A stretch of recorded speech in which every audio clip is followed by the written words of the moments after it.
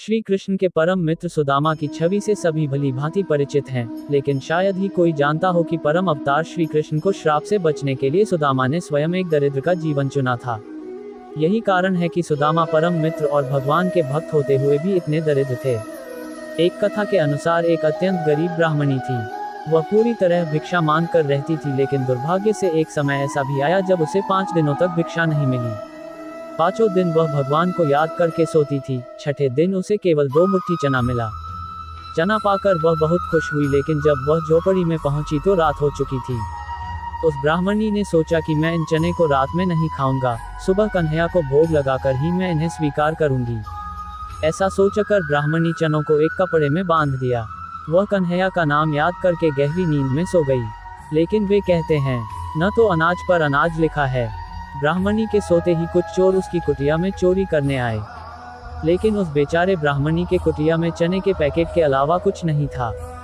चोरों को चने की वह गठरी मिली। चोर समझ गए कि इसमें कुछ कीमती हीरे के रत्न हैं, इसलिए ब्राह्मणी जाग गई और शोर मचाने लगी। ब्राह्मणी का शोर सुनकर गांव के सभी लोग चोरों को पकड़ने के लिए दौड़े। चोर पोटली लेकर भाग गए। पकड़े जाने के डर से सभी चोर संदीपन मुनि के आश्रम में छिप गए, जहां सुदामा और भगवान श्री कृष्ण की शिक्षा हुई थी। तब गुरुमाता को लगा कि कोई आश्रम के अंदर आ गया है।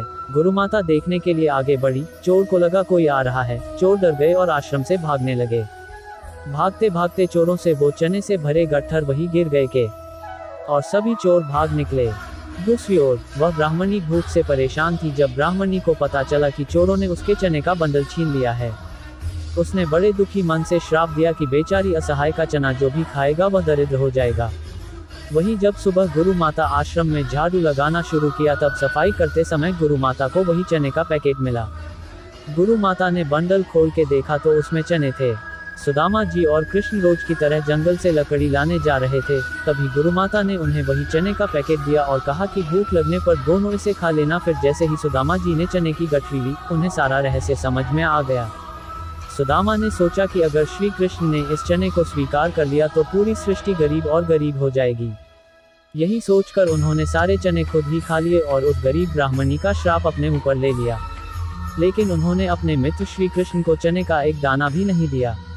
मित्र को दरिद्रता से बचाने के लिए खुद सुदामा ने अपना पूरा जीवन गरीबी में बिताया। और दोस्तों, आपको पता ही होगा कि जब सुदाम द्वारका गए तो भगवान कृष्ण ने चुपके से उनकी कुटिया को अपने जैसे महल में बदल दिया था।